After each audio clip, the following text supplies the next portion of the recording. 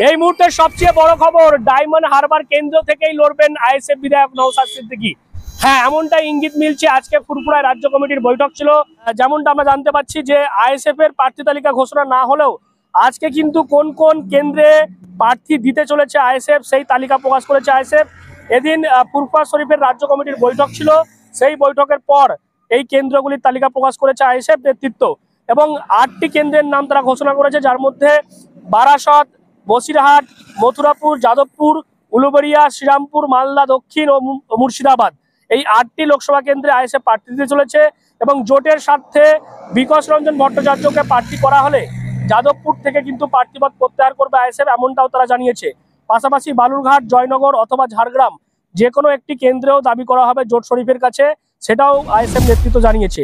আসন্ন লোকসভা নির্বাচনে পশ্চিমবঙ্গে 42টি আসনে প্রতিদ্বন্দ্বিতা করার জন্য বিভিন্ন রাজনৈতিক দল তারা ইতিমধ্যে প্রার্থী তালিকা ঘোষণা করছে। কোন কোন আসনে প্রতিদ্বন্দ্বিতা করবে তার চূড়ান্ত তালিকা প্রস্তুত করছে। তারই প্রস্তুতিতে সাম্প্রদায়িক ফ্যাসিবাদী বিজেপিকে এই বাংলায় পরাস্ত করতে এবং দুর্নীতিগ্রস্ত এবং বিজেপির দোসর স্বৈরাচারী তৃণমূল কংগ্রেসকে পরাস্ত করতে আমরা সকলেই বদ্ধপরিকর এবং আইএসএফও এই অঙ্গীকারবদ্ধ। সেটাকে লক্ষ্য রেখেই বিগত বিধানসভার মতোই আমরা বামেদের সঙ্গে আলোচনার রাস্তায় গিয়েছি এবং সেই মোতাবেক পরপর 3টে বৈঠক আমাদের হয়েছে। প্রথম দিকে আমরা 20টির বেশি আসনে প্রতিদ্বন্দ্বিতা করার কথা জানালেও জোট রাজনীতির স্বার্থে বিজেপি এবং তৃণমূল কংগ্রেসকে পরাস্ত করার স্বার্থে আমরা সেটা 14টা আসনে প্রতিদ্বন্দ্বিতা করার কথা জানিয়েছিলাম।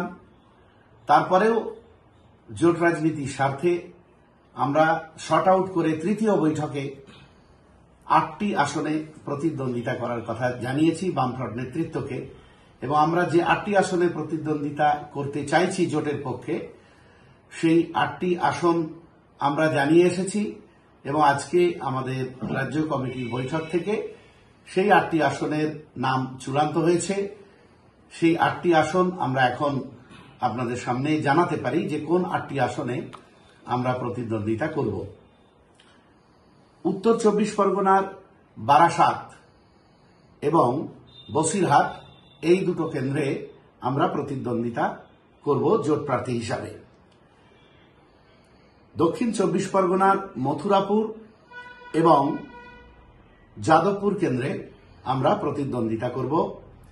হাওড়া জেলার উলুবেড়িয়া কেন্দ্রে, হুগলি জেলার শ্রীরামপুর কেন্দ্রে, মালদা জেলার মালদা দক্ষিণ কেন্দ্রে এবং মুর্শিদাবাদ জেলার মুর্শিদাবাদ কেন্দ্রে আমরা প্রতিদ্বন্দ্বিতা করছি।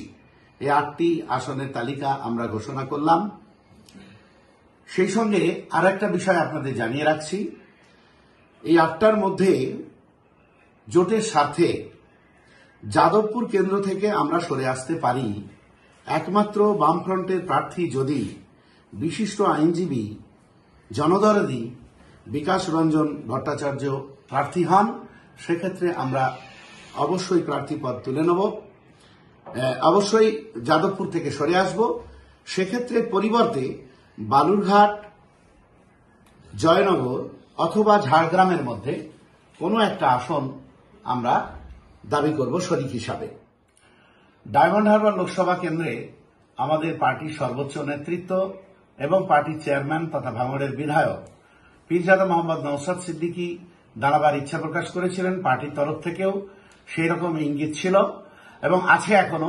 আমাদের দক্ষিণ 24 পরগনার জেলা নেতৃত্ব এবং জেলা পার্টি কর্মীরা, বিশেষ করে ডায়মন্ড হারবারের কর্মী সমর্থক দরদিরা পার্টির চেয়ারম্যানকে অবশ্যই প্রার্থী করার জন্য উৎসাহী এবং তাদের উৎসাহকে গুরুত্ব দিয়েই পার্টির সর্বোচ্চ নেতৃত্ব সর্বোচ্চ গুরুত্ব দিয়েই বিষয়টা আলোচনা চালাচ্ছে। 2-1 দিনের মধ্যেই আমরা চূড়ান্ত সিদ্ধান্ত আপনাদের জানিয়ে দেব। অর্থাৎ দীর্ঘ যে প্রতীক্ষা আইএসএফ কর্মী সমর্থকদের মধ্যে, যেটা একটা আলাদা আবেগ লক্ষ্য করা যাচ্ছিল যে ডায়মন্ড হারবার কেন্দ্রে অর্থাৎ তৃণমূলের প্রার্থী অভিষেক বন্দ্যোপাধ্যায়ের বিরুদ্ধে আইএসএফ বিধায়ক নওশাদ সিদ্দিকী লড়ুক, সেই যে একটা কথা বারবার চ্যালেঞ্জের সুরে যেটা বলছিলেন নওশাদ সিদ্দিকী, সেটা কার্যত কিন্তু হতে চলেছে। এবং যেমনটা আজকের যে বৈঠক, রাজ্য কমিটির বৈঠক হলো, সেখান থেকে মূলত 8টি কেন্দ্রে আইএসএফ এর প্রার্থী দেওয়ার কথা, সেই 8টি কেন্দ্রের নামগুলো ঘোষণা করা হয়েছে এবং প্রার্থী তালিকা খুব শীঘ্রই ঘোষণা হবে। এবং ডায়মন্ড হারবার যে এলাকা, সেখান থেকে কিন্তু আইএসএফ বিধায়ক নওশাদ সিদ্দিকী লড়বে, এমনটাই সিদ্ধান্ত হয়েছে দলের তরফ থেকে। তবে অফিসিয়ালি কিন্তু এখনো ঘোষণা করা হয়নি, অর্থাৎ ডায়মন্ড হারবার থেকে আইএসএফ এর প্রার্থী তালিকা ঘোষণা শুধুমাত্র সময়ের অপেক্ষা। আপনারা কি বলবেন এই বিষয় নিয়ে অবশ্যই কমেন্ট করুন কমেন্ট বক্সে। এরকম আরো খবর পেতে নজর রাখবেন ডিএনএন বাংলায়। ডিএনএন বাংলা, সবার মনে সবার ফোনে।